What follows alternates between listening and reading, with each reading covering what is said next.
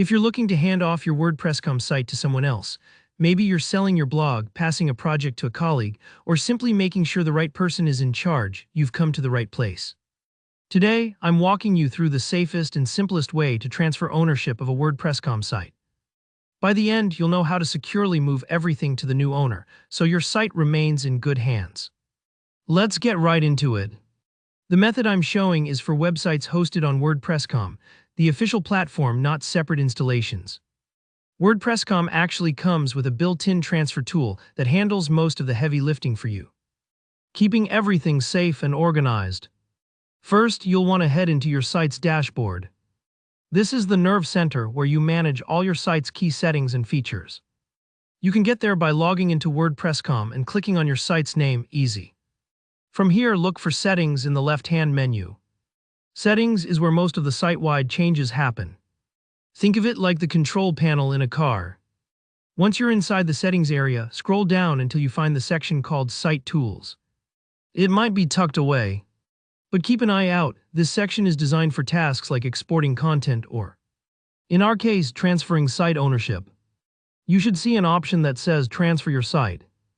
Click on this, and now you're working with WordPress.com's official ownership transfer tool, so you know it's secure.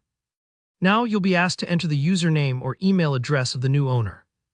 Take your time here, it's important to get this exactly right. If you're unsure, check with the person who will be taking over. Enter their official WordPress.com username or the email address they use for their account. Imagine handing over your house keys. You want to be completely sure they go to the right person. Before the transfer gets started, there are a couple of confirmation statements to read through. These are about your site's plan, like if you have a paid membership in your domain. WordPress wants to make sure you're aware of what you're passing along. Take a pause here and really think about these. The new owner will get control of your domain and any features tied to your plan. So toggle these confirmation boxes to say you understand. If anything seems unclear, jot down a note or flag it for later. That little bit of extra attention can make all the difference. After you've toggled all the confirmations, click Start Transfer. This kicks off the official process. At this stage, WordPress is going to safeguard both accounts and double-check everything through emails. So check your inbox for an authorization email. Sometimes these emails can land in your spam or updates folder.